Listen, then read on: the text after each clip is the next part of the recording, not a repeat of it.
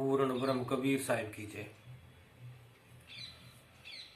1455 के संबत चंद्र बार ठकठाट गए, जेठ सुदी बरसात के दिन पूर्णमासी के लिए प्रगट भये। धन गरजे दामिनी चमके, बंधन के जड़ लाग गए। लहर तालाब में कमल खिले, तहाँ भानु कबीर प्रकाश भये। झूला परिवार में पले बढ़े, कबीर ने झूला व्यवसाय को अपनाया। ये कपड़ा बुनने का काम भी करते और सत्संग भी। उसी समय की सामाजिक दशा को देखकर उसका हृदय विद्रोह हो उठता। किसी भी प्रकार की असत्य, छल, पाखंड और आडंबर की प्रथाएं उन्हें असहनीय थी। धर्म, जात, अंधविश्वास, मिथ्या मान, अभिमान और प्रचंडपूर्ण गतियों के विरुद्ध उन्होंने निर्भीकता से आवाज उठाई। और कबीर वह नर पीर है, जो जाने पर पीर, जो पर पीर न है जानही, सो का फिर के पीर। कबीर साहब ने अपने उपदेशों और अमृत वाणियों में सतगुरु को प्रथम स्थान दिया है।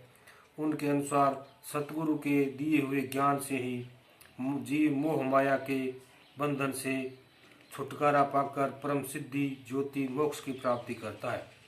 नियुक्त व्यक्ति ने ना तो कभी ज्ञान की प्राप्त कर सकता है और न ही वो मोक्ष। कबीर साहब ने काशी के प्रसिद्ध विद्वान पंडित रामानंद जी को अपना गुरु बनाया। कबीर साहब जुलाहा थे और रामानंद जी पंडित। गुरु शिष्य की यह रीति तत्कालीन समाज की मर्यादा के बिल्कुल विपरीत थी। जब प्रथम बार कबीर साहब रामानंद जी के पास शिष्य बनने के लिए गए तो रामानंद जी ने उन्हें धर्म के विरुद्ध आचरण कहकर शिष्य बनाने से इनकार कर दिया। कबीर साहब ने तो हृदय से रामानंद जी को अपना गुरु मान लिया। वह के युक्ति पूर्वक उनके मुख से ही उसे स्वीकार करने के लिए संलग्न हो गए।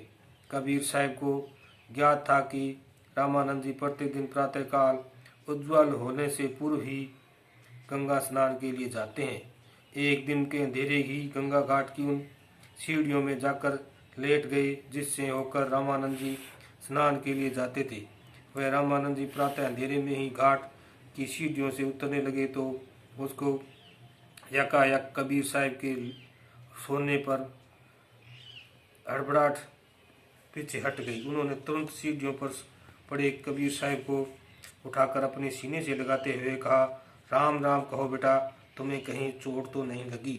उसी दिन से कबीर साहब ने गुरु बना लिया था। कबीर हरि के रूठते गुरु के शरणे जाए, कहे कबीर गुरु रूठते हरि नहीं होत सहाय। कबीर साहब को अमृतवाणी का हर धर्म सहाय के अच्छा पूर्ण हुआ कि उन्होंने किसी भी धर्म के कृत्यों को मौन सहकार स्वीकार नहीं किया। वह उन्होंने हिंदू धर्म की कुप्रथाओं को देख तो उस पर कटु प्रहार किए। इसी प्रकार उन्होंने मुस्लिम संप्रदाय के लोगों में भी किसी प्रकार का समझौता नहीं किया और ये उन्हें सत्य प्रतीक हुआ। उसे बोलना कहा। उससे शिष्यों में हिंदू, मुस्लिम और अन्य समुदाय के बहुत से लोग शामिल थे। जब कबीर साहब ने अपनी आयु के अंतिम पहर पर पहुंचे तो उन्होंने हिंदू मुस्लिम समाज के लिए एक और आदर्श रखा। उन दिनों समाज में एक धमोचद यहाँ चली आ रही थी कि लोग काशी में निर्माण प्राप्त करते हैं। संवत 1575 किया महगर में गोन, माघ सुदी त्रियोदशी मिला पवन के योन। पूर्ण ब्रह्म कबीर साहिब की जय।